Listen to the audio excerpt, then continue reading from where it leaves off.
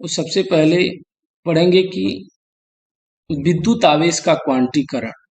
तो विद्युत आवेश सदैव इलेक्ट्रॉन का पूर्ण गुणज होता है और इस तथ्य को आवेश का क्वांटीकरण कहते हैं। पूर्ण गुणज का मतलब होता है कि Q जो है आपका,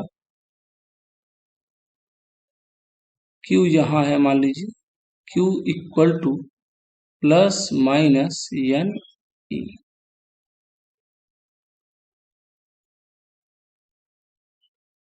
जहां पर एन की वैल्यू जो होती है वो 1 हो सकती है, 2 हो सकती है, 3 हो सकती है, डॉट डॉट डॉट। इसको हम कह सकते हैं पूर्ण गुणज।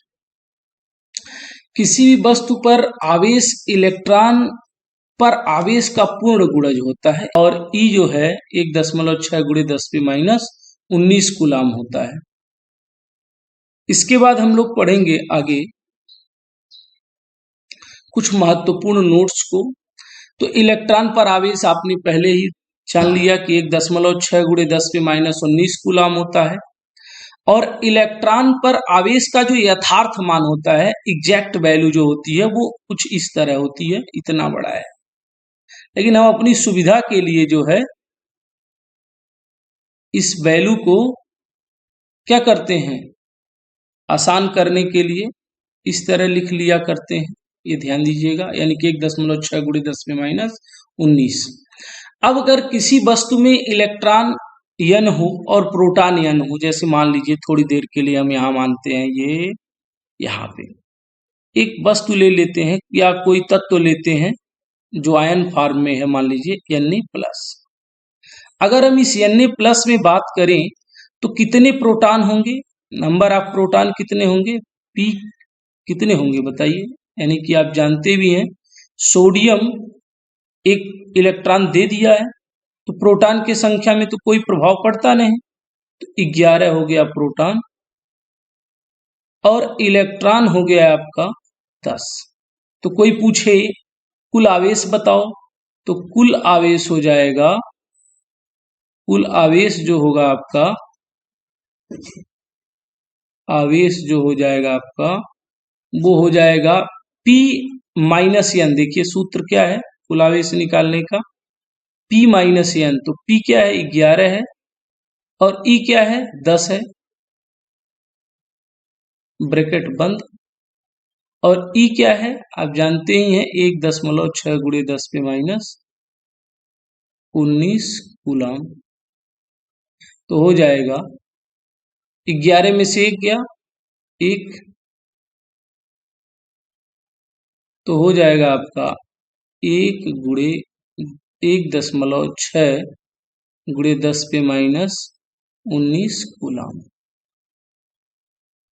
राइट। यानी कि सोडियम के पास हम सिंपल सी भाषा में कह सकते हैं तो एक ही जो है आवेश है, वो भी प्लस, देखिए +1 का। तो इस तरह से हम कह सकते हैं कि जो आवेश है वो किस फार्मूले से, कुल आवेश निकालने का फार्मूला क्या है, P-n इंटू E। अब इसके बाद आगे हम देखेंगे आवेश के जो क्वांटीकरण की खोज करने वाले साइंटिस्ट रॉबर्ट ए मिलिकन थे, जिन्होंने तेल बूंद प्रयोग से आवेश के क्वांटीकरण की खोज किया था।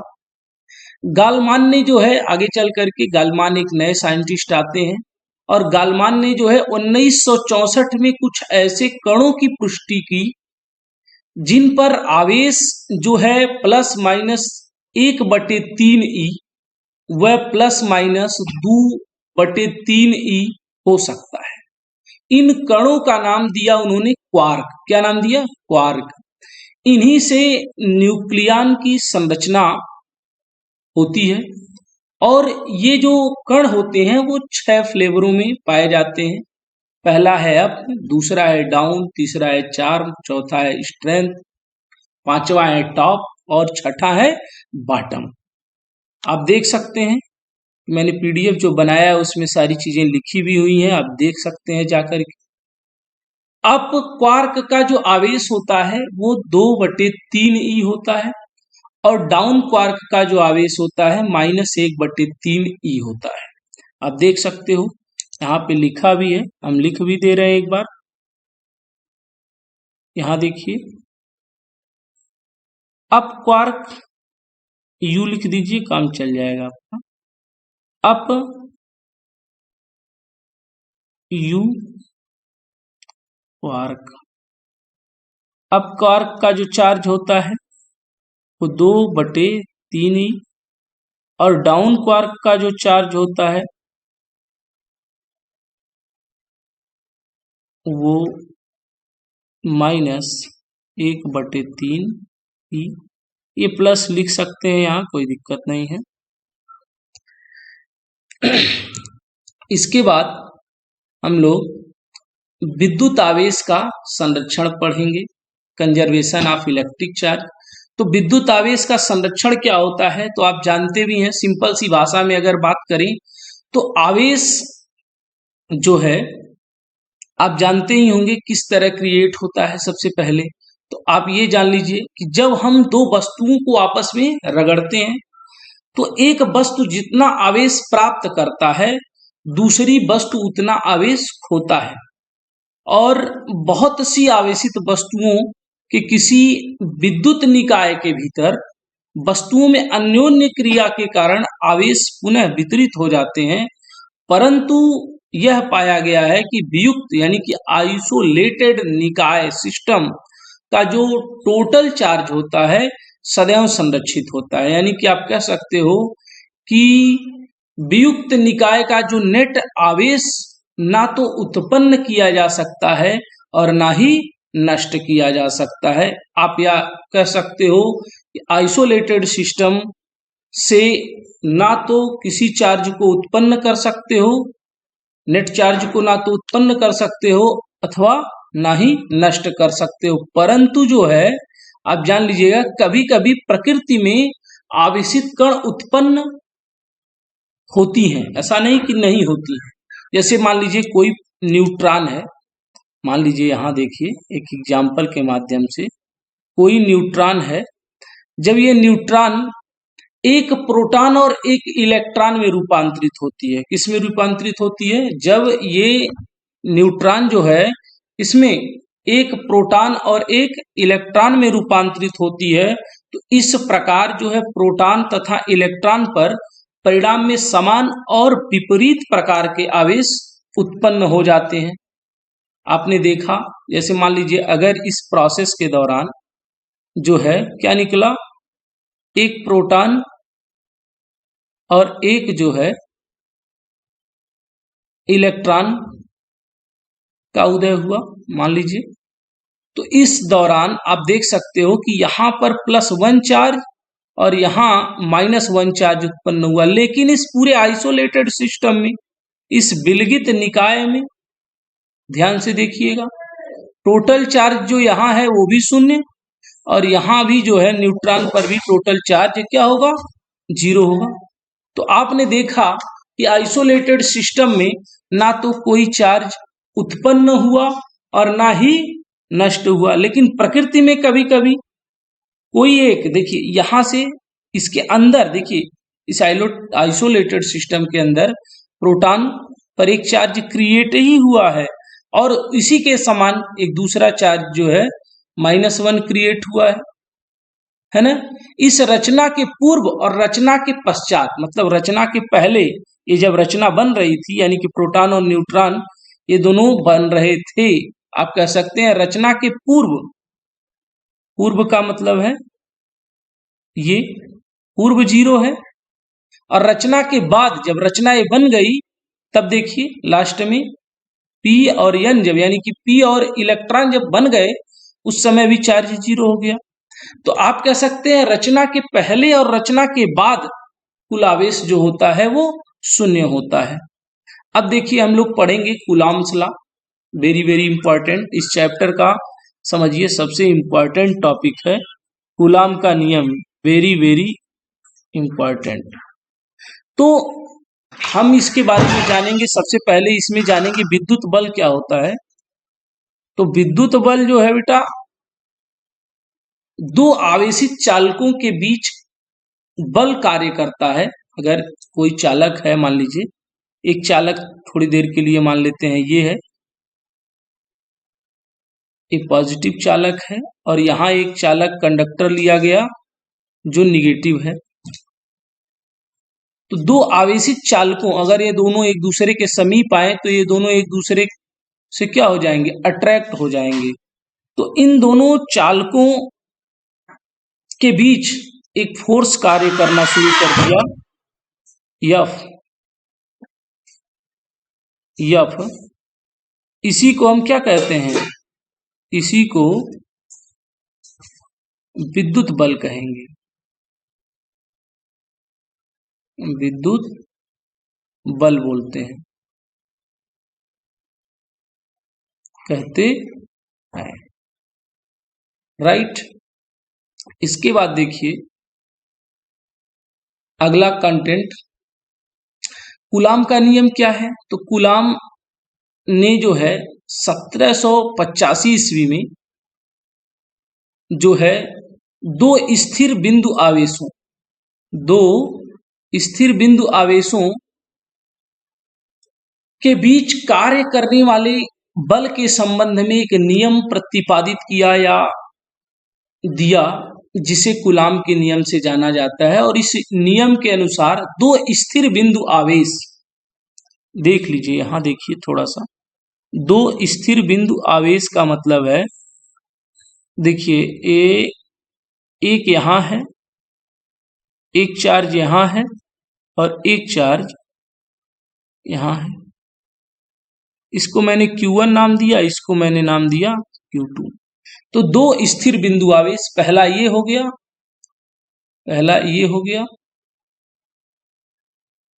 और दूसरा ये हो गया। तो दो स्थिर बिंदु आवेश के बीच कार्य करने वाला आकर्षण, देखिए अगर समान प्रकार के चार्ज हैं, ध्यान दीजिएगा, अगर ये प्लस प्लस है या निगेटिव निगेटिव है तो आप जानते ही हैं क्या होंगे, इसमें प्रतिकर्षण। क्या होगा, प्रतिकर्षण होगा। इसमें क्या होगा, प्रतिकर्षण। देखिए यहां अगर ये विपरीत प्रकार के चार्ज हुए, मान लीजिए प्लस होता तो ये निगेटिव होता, तो यहां बिंदु चार्जों के बीच क्या होता, आकर्षण। यहां क्या होता, आकर्षण होता। यहां पर आकर्षण होता। ध्यान दीजिए, उससे कोई लेना देना नहीं है हमें, बस आप इतना जानो कि कोई भी चार्ज हो, कोई भी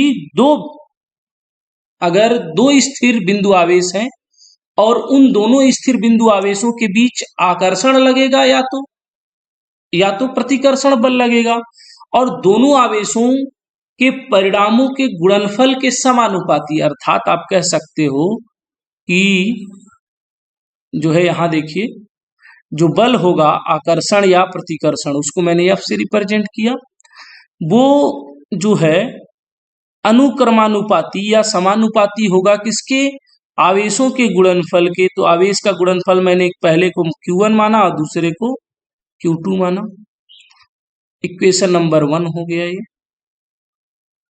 अब देखिए दूसरा क्या कह रहा है, उनके बीच की दूरी, देखिए इन दोनों आवेशों के बीच का जो डिस्टेंस है ये R है, यहां से यहां तक ये R है। तो इन दोनों बिंदु आवेशों के बीच की दूरी R के वर्ग, यानी कि आप कह सकते हैं 1/R स्क्वायर, R के वर्ग के व्युत्क्रमानुपाती। व्युत्क्रमानुपाती मतलब होता है उल्टा, तो 1/R स्क्वायर लिखेंगे। इक्वेशन 1 और 2 को आप क्या करिए, मिला लीजिए। तो इक्वेशन 1 और 2 को आप जब मिलाते हो बेटा, तो ये दोनों जगह F है, इसलिए हम एक F को लिखेंगे यहाँ। अनुक्रमानुपाती दोनों जगह है, तो इसलिए हम एक अनुक्रमानुपाती। अब Q1 Q2 तो है नहीं इसमें, इसलिए हम Q1 Q2 अपान R स्क्वायर ये बना। आपको मैंने बार बार समझाया है कि जब भी कभी अनुक्रमानुपाती का चिन्ह हटाते हैं तो याद रखना है बराबर के, जहां ये जो है के नियतांक है, नियतांक है। तो यानी कि अब फार्मूला आ गया लास्ट में F बराबर, क्योंकि अनुक्रमानुपाती हटाएंगे तो क्या लिखेंगे, बराबर लगाएंगे और K लगा देंगे बेटा, Q1 Q2 अपान R स्क्वायर, Q1 Q2 अपान R स्क्वायर। इसी फार्मूले का नाम है कूलाम का नियम, कूलाम का नियम, राइट।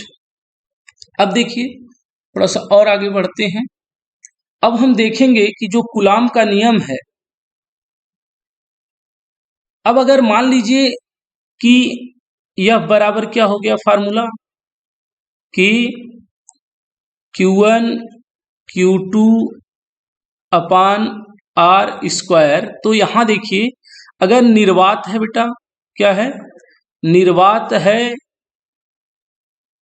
या हम कह सकते हैं वायु, वायु या निर्वात के लिए जो है, के लिए के की जो वैल्यू होती है वो 1/4 पाई एप्सिलॉन नॉट होती है।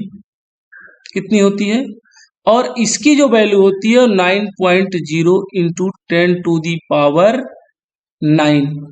अब देखिए यूनिट क्या होगा बेटा आके, तो आप देखिए कि ये न्यूटन मीटर स्क्वायर अपान जो है कूलाम स्क्वायर। कैसे अगर कोई पूछ ले तो देख लीजिए, के को अगर हम के की यूनिट निकालें, के का मात्रक अगर हम निकालते भी हैं तो आप देखेंगे F into R square upon Q1 Q2 हो जाएगा। तो F1 क्या है, यानी कि न्यूटन, R का मतलब डिस्टेंस से है तो मीटर हो जाएगा, क्या हो जाएगा, metre square upon coulomb, coulomb coulomb यानी कि कूलाम का स्क्वायर। तो आपने देखा कि के का मात्रक भी मैंने ड्राइव कर दिया।